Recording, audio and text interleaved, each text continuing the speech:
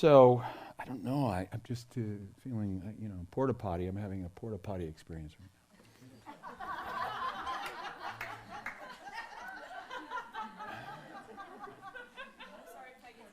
now. No.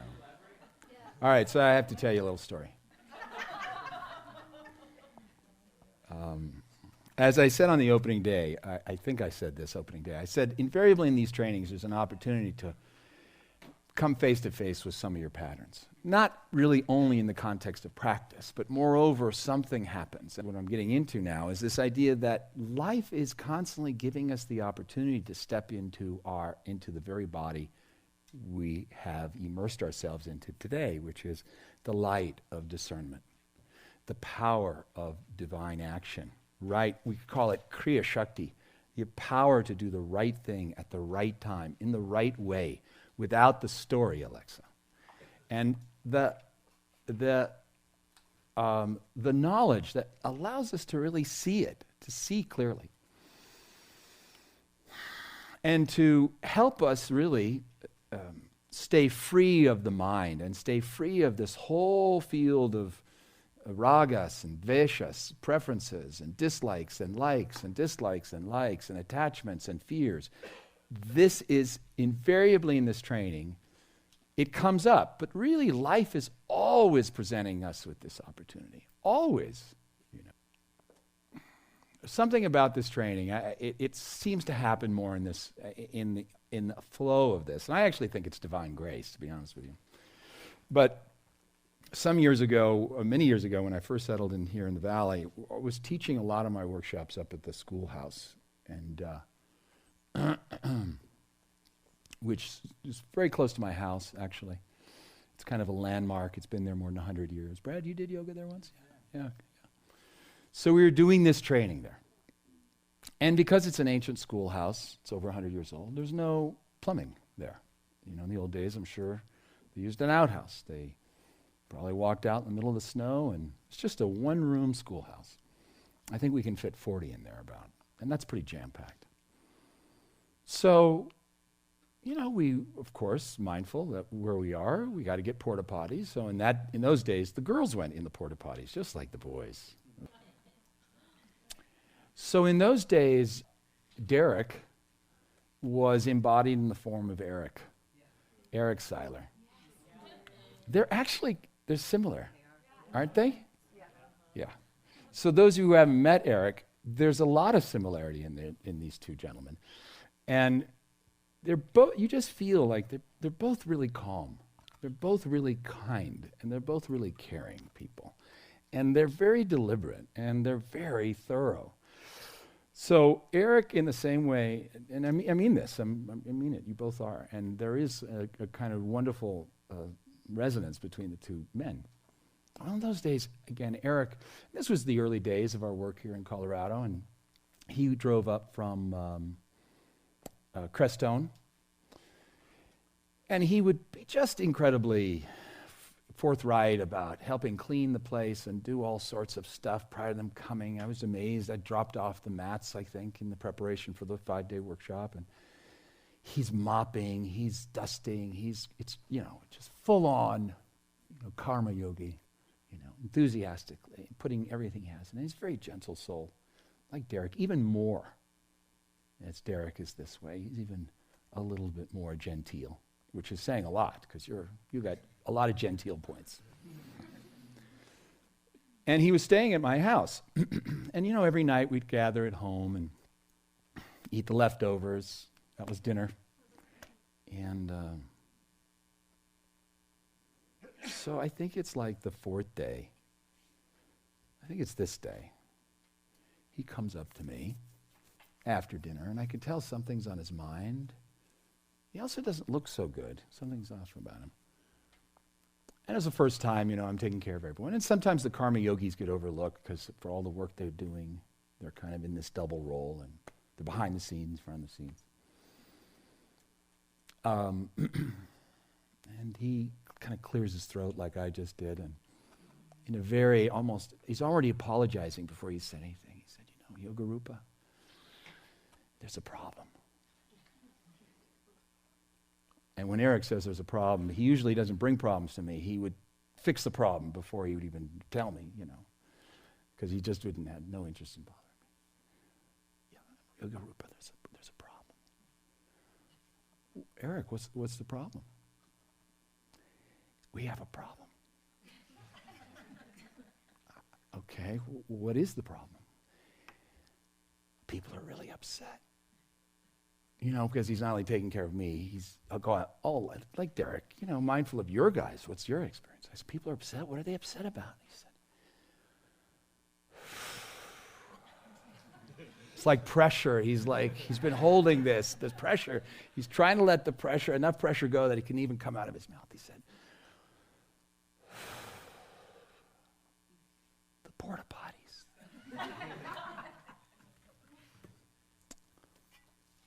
I said, what's wrong with the porta potty? What's going on? Why are people upset? And he says,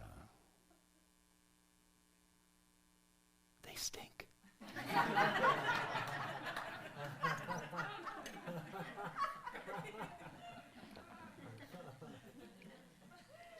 Eric, what's the problem? I know they stink. What's the problem? He said, no, they stink. People think they really stink. I said, Eric, are we talking about porta potties? Like porta potties? He said, yeah, people have been upset about the porta potties not smelling right. And I don't know whether to laugh or to... He says no, I said, they're upset that they don't smell right. What are you talking about? He said, they think they smell like crap. They do smell like crap, Eric. He said, but they're really upset they smell like crap. And they've been upset since the first day. I said, Eric, it's supposed to be good for 2 weeks. It costs $250 to flush a porta potty and more to actually get a new one. I said, really? He said, yeah, they've been hounding me about the stink since the first day. I said, but the first day was new porta potty. It had no smell. So the first person took a dump and it's already people are complaining?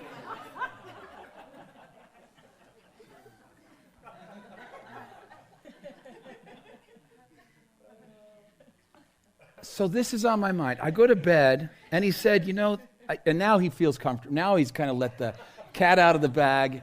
And now he says, and I haven't slept in 4 nights. I said, that's why you have bags under your eyes? Okay. So I go to bed at night. The first thing I do when I get to the schoolhouse the next morning is I walk in the portage party and I take a big inhale. All right, so background for this story. I had been to India 2 months prior to this happening. Our porta potty smelled like a rose garden compared to most parts of India. A rose garden. So I still don't know how to deal with this. I still don't know how to quite interface with the class with this until the lunch break. And Gina's serving, we were actually in those days, again, out in the open. Sometimes we'd actually eat outside near the schoolhouse. And there was a couple tables, you go down, you serve yourself, and we'd serve around. And there's around the structure of the schoolhouse, there's just this one tiny, maybe 4-foot long fence. And then behind that, I think, is like the gas meter or something, or not even that long. It's barely that. And I'm eating my meal, and then put away the meal, and I walk around to go. And I look, and there's 2 women with their pants down, peeing. I won't pull my pants down, but they're like this, just like this. Just like this. And the porta potty's like there, and they're here. Now, this isn't India, it's Carbondale, it's Colorado, it's Missouri Heights, and my neighbors drive by all the time. And they can actually see people who are crouching in the middle. They can see the porta potty, and they can see people peeing next to the porta potty. How weird is that, first of all? So I say, this is it. So we get to class, and I said, people, let me tell you about porta potty. Porta potty is a receptacle. It's not a drainage system. That means that what goes in the porta potty stays in the porta potty until you move the porta potty or a machine sucks out the porta potty. You know? Are you guys actually been peeing around this building in order to avoid the smell in the porta potty? And a bunch of people go like, again, I've just been to India, and the porta potty is like a throne compared to parts of India. Like a throne. You know? So it actually, I then do a porta potty satsang. That's what I call the porta potty satsang. In which, here's the thing. The truth is that what created this strange behavior about avoiding the porta potty was your identification with your body. I'm not kosher. That's it. It stinks. It stinks. It's okay. You pee outside. So what? You know, they got embarrassed. I got embarrassed. Okay, no big deal. But the fact that the porta potty scent was so real to you that you absolutely, in time, women, it's one thing men stand there and they do their thing, but women are just casually peeing around Missouri Heights. The level of self-identification. This is why this piece is really helpful. It's the Atman. It's the Ana Maya Atman. It's the self that identifies itself with the body, that sees itself as the body, and the body is having a particular reaction to the smell. And then what happens is, okay, so you're peeing around Missouri Heights and whatever. But then, you know, the fundamental piece here, the really critical piece, and behind the laughter, the funny part of this is people took this experience of the porta potty smell as such reality, as such a fact of life, that they began to badger my friend Eric. And Eric now, actually, they badgered him to the point, day after day, enough people coming up to him, that the poor man's not sleeping. That's called karma, folks. That's called karma. When you identify yourself as any one of these bodies, that's karma. That's how you create karma. You create stories. You create belief. You create your disappointment. Where does it come from? It comes from a story. Your fear comes from a story. Now, because of your identification, your Atman with that kosha, now that becomes reality to you. Such that this poor guy has to figure out how to suck out. I'm sure if he had $250, Eric would have done it himself. I said, Aaron, I'm not going to suck it out. That's supposed to last 2 weeks for 40 people. That's what the guys tell me. It's been 4 days. But people's experience of the porta potty was real. Meanwhile, in the background is this work with the koshas that's happening in the classroom. And in the classroom is all of this transcendence. And I saw the light of the teacher, and I was in bliss. And the teacher is completely apart from my stuff and my stories. And that light of the teacher is so elegant and so transcendent. And I can see the stories just wash away and not come and go. And I don't own them, and I'm just in the light of the teacher. But these porta potties are fucked.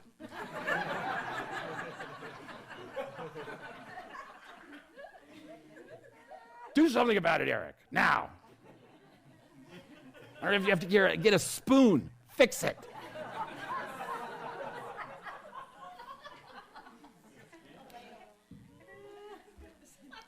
Do you see the disconnect? Same thing happens. How fragile, how quickly do we re-identify? This is not easy work. How quickly we re-identify.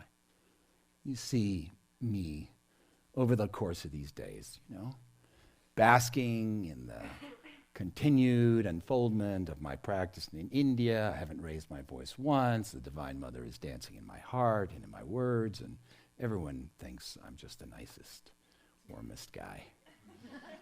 You bought into the program. You're about to get the Para Yoga tattoo. As soon as you put it on there, something will happen. And you're going, we identify with it. It's so in us that all of this lesson is gone. It's just history. Your job is to not make it history.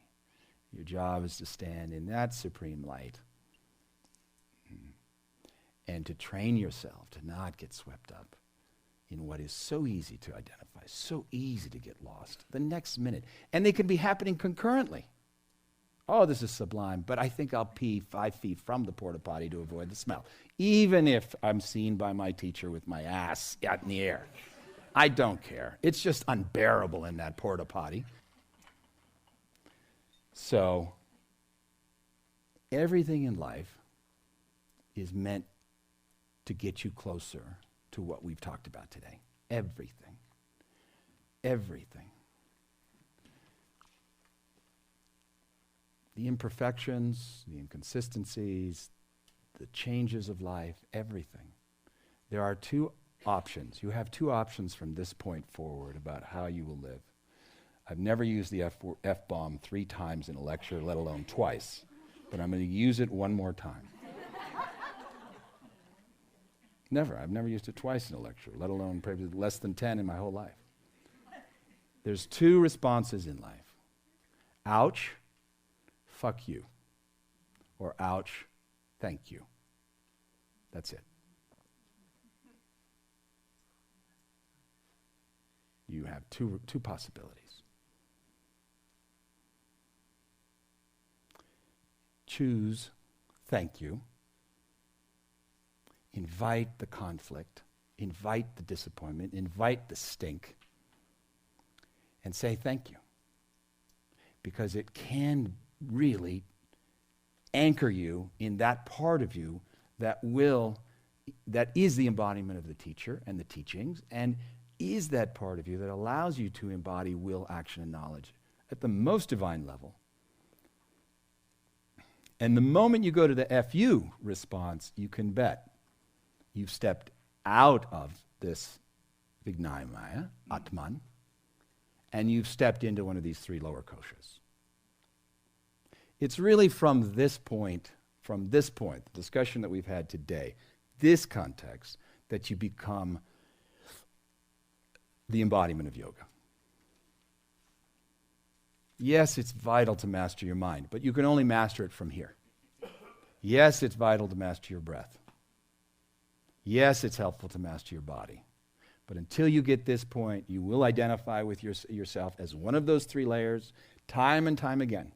You hurt my feelings. You hurt my feelings. You disappointed me. Manomaya kosha. Manomaya, Atman.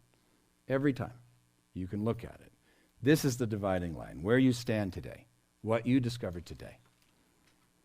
And every time there's the FU response, track it. And use it as an opportunity in the same way we leverage the asanas today. Use it as an opportunity to find that part of you that can withstand it, that stays steady while the flames are flying, while the winds are blowing. Your steady flame of the inner teacher stays unperturbed, unmoved. Use it as leverage. Keep saying thank you. Keep saying thank you. Thank you, thank you, thank you, thank you. Thank you for giving me more leverage to come back, more Shakti to come back to this teacher place so I can embody the yoga. That's that. That's it. And that's why, listen, everyone's looking at me like, everyone who went to India, was it the shrine? What is it? Is it my mantra? How come? Things have changed. I'm so changed. Hell, it's a bus ride in India. It's the bus rides in India change us. It's 35 days of beans and cabbage changes you. It's the damn endless inconvenience, you know? It's the fog and the smoke and the dust and the cold and no place to practice, you know? That's what taught you. That's what teaches you. And then you get delivered into the hands of the Divine Mother in a shrine. Oh, okay. Okay. I can take all the FUs I've done over the last 20 days and rest in thank you. That's why we came back different, as much as the shrine and the mantras and all that stuff. It's 20 days of, ouch. This is uncomfortable,